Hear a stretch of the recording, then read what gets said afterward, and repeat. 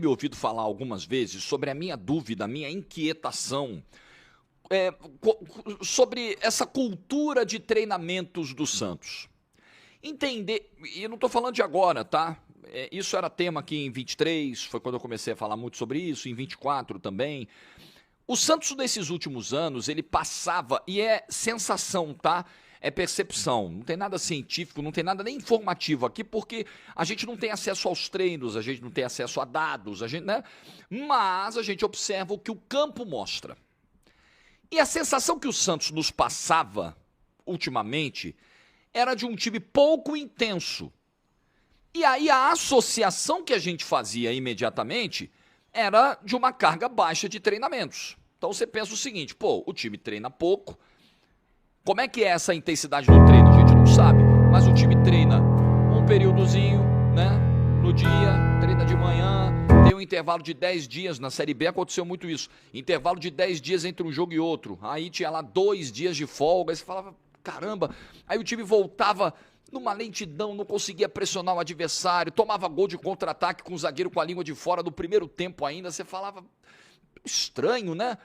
Você ia ligando uma coisa a outra e ficava a sensação, pô, esse time parece que treina pouco, parece que não é intenso, não tem um trabalho forte, parece que os caras estão, né, numa molezinha. Foi uma sensação, não era informação, mas era o que muita gente pensava.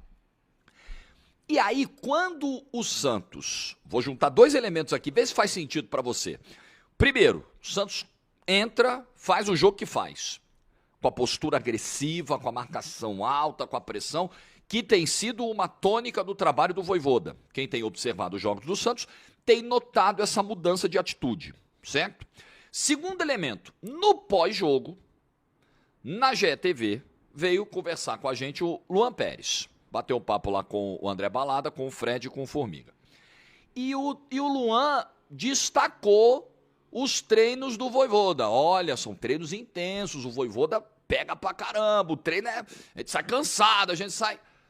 Então, se a gente pode fazer essa associação entre o que disse o Luan Pérez e o que a gente está vendo em campo, talvez o que a gente estava falando lá atrás também não fosse tão mentira, né? Não fosse tão devaneio da nossa cabeça, né? Não é verdade? Talvez o Vojvoda tenha trazido mais até do que aspectos táticos. Talvez o Vojvoda tenha trazido uma mudança de mentalidade de trabalho no dia a dia do CT do Santos. Sensação. Posso estar errado?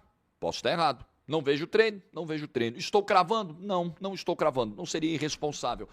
Mas veja se faz sentido na sua cabeça o que a gente está dizendo. Porque é outro Santos, né? É outro Santos. É um Santos